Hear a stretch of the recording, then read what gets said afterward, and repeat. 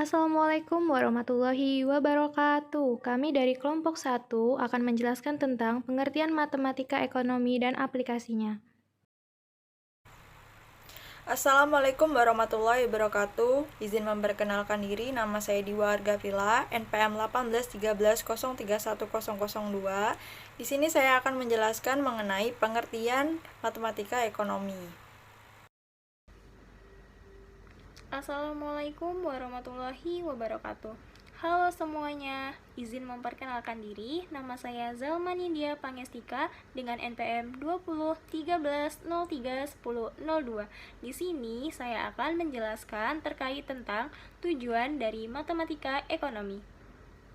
Izin memperkenalkan diri, saya Zahrotunisa Salsabila, NPM 2013031004.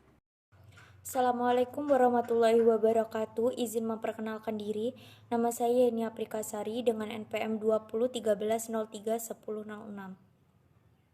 Assalamualaikum warahmatullahi wabarakatuh. Izin memperkenalkan diri. Nama saya Sofia Dwi Kurniati, NPM 2013031008. Assalamualaikum warahmatullahi wabarakatuh. Izin memperkenalkan diri. Nama saya Uning Putri Wijayanti, NPM 2013031010. Di sini saya akan menjelaskan tentang unsur-unsur fungsi dalam matematika ekonomi. Assalamualaikum warahmatullahi wabarakatuh. Izin memperkenalkan diri, nama Citra Ayu Pramudita dengan NPM 2013031012.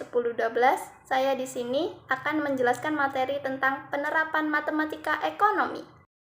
Izin memperkenalkan diri, nama Nadira Anindita Putri, NPM 2013031014. Baik, pengertian matematika ekonomi. Jadi matematika ekonomi sendiri itu merupakan penerapan metode matematika untuk mewakili teori dan menganalisis masalah-masalah di bidang ekonomi. Jadi matematika ekonomi itu adalah suatu alat bantu analisis dalam bidang ekonomi. Dan umumnya ini para pakar ekonomi menggunakan simbol matematis untuk menyatakan permasalahan ekonomi. Jadi matematika ekonomi itu merupakan ilmu yang digunakan sebagai pendekatan dalam mempelajari analisis ekonomi. Jadi ahli ekonomi ini menggunakan simbol-simbol matematis untuk menyatakan permasalahan ekonomi serta menggunakan dalil-dalil matematis untuk membantu pembahasan masalah tersebut. Jadi matematika ekonomi ini digunakan dalam berbagai ilmu seperti ekonomi mikro, makro, metode kuantitatif, ekonomi keuangan, serta ilmu-ilmu lain yang membutuhkan alat analisis dalam pendekatannya. Baik, di sini saya akan menjelaskan terkait tentang tujuan dari matematika ekonomi. Tujuan matematika ekonomi dibagi menjadi 6 tujuan.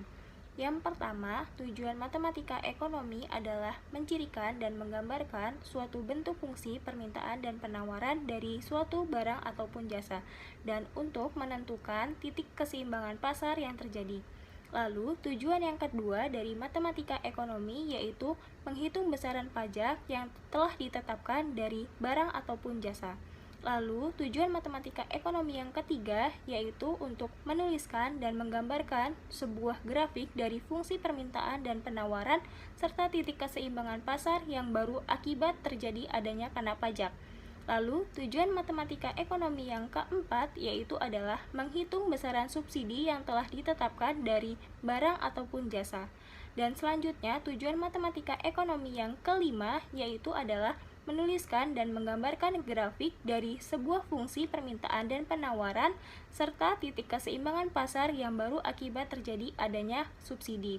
Serta yang terakhir dari tujuan matematika ekonomi yang keenam yaitu adalah menghitung besarnya utilitas, yaitu kepuasan atau kegunaan yang terdiri atau diperoleh dari seseorang, yang dimana seseorang tersebut mengonsumsi barang ataupun jasa yang telah dilakukannya.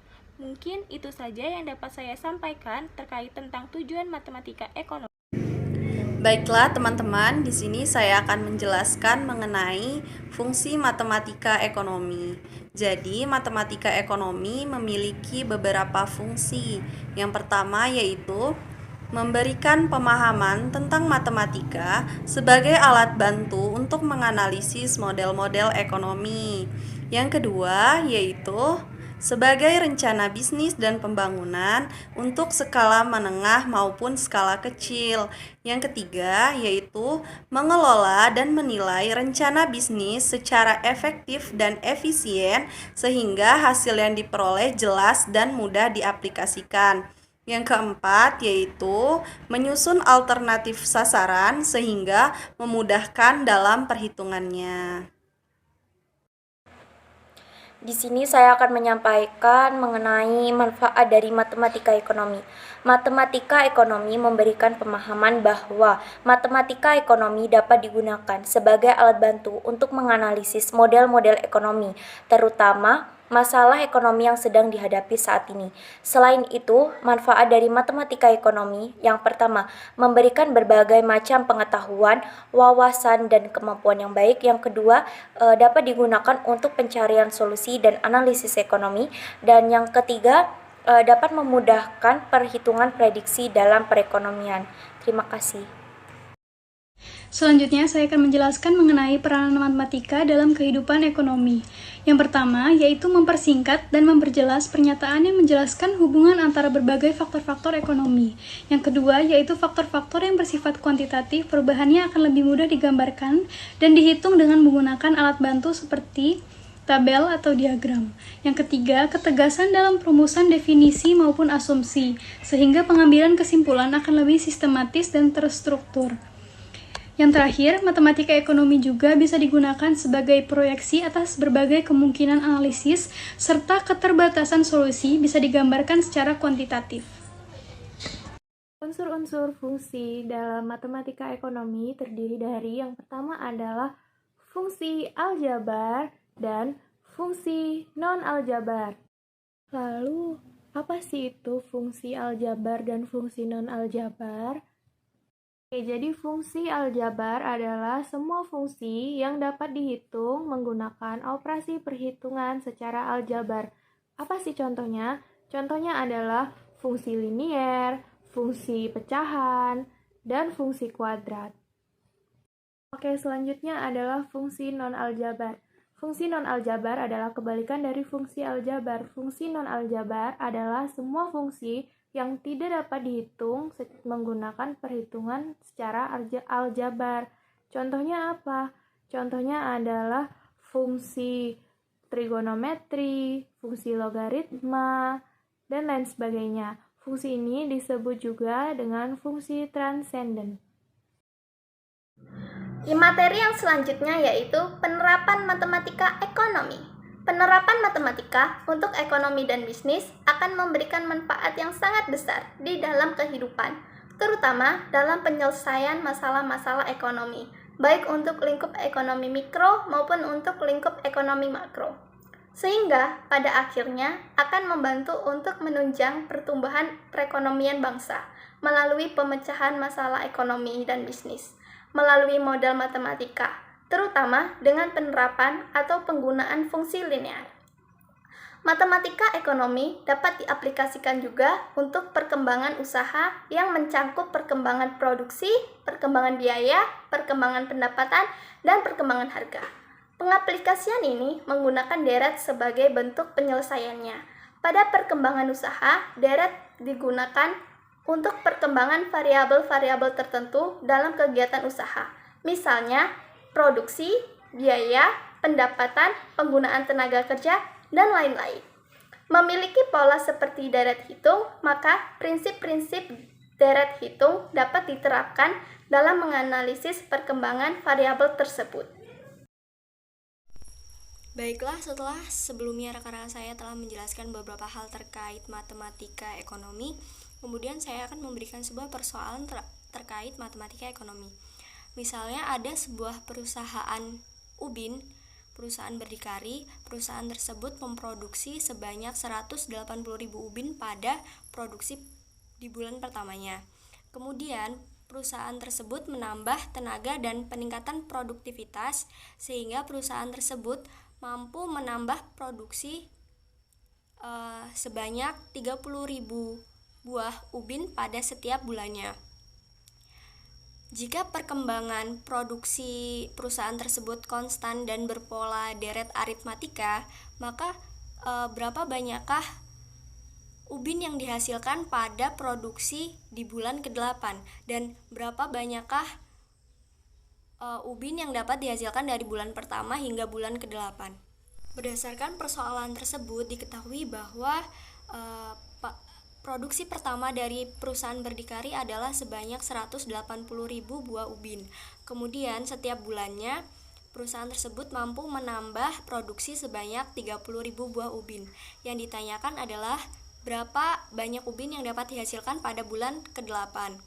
Sehingga kita dapat menggunakan rumus suku ke N.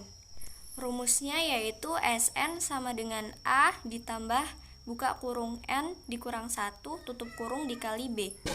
A di sini adalah nilai pertama dari deret aritmatika. Kemudian N itu adalah suku ke N dan B itu adalah selisih dari suku pertama ke suku kedua.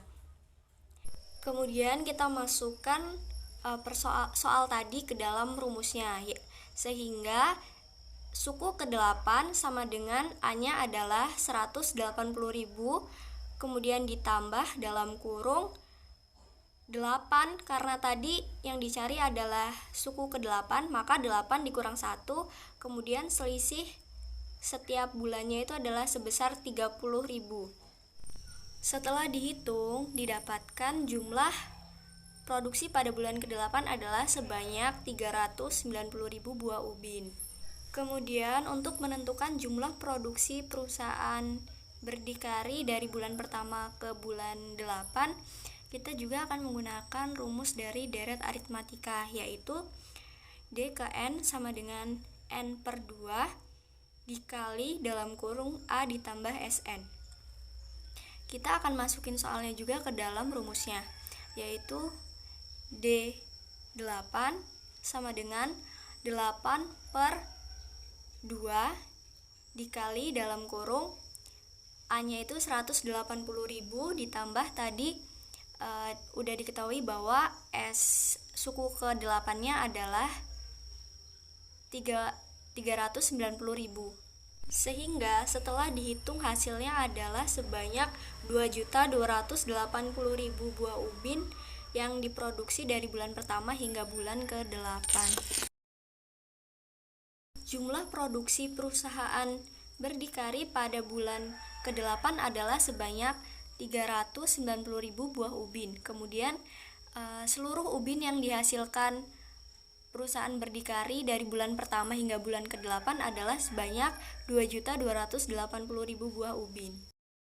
Demikian yang dapat kami jelaskan. Saya Uning Putri Wijayanti mewakili seluruh rekan saya yang telah menjelaskan, mengucapkan terima kasih karena telah menonton video kami. Semoga video ini dapat bermanfaat bagi kita semua. Saya akhiri, wassalamualaikum warahmatullahi wabarakatuh.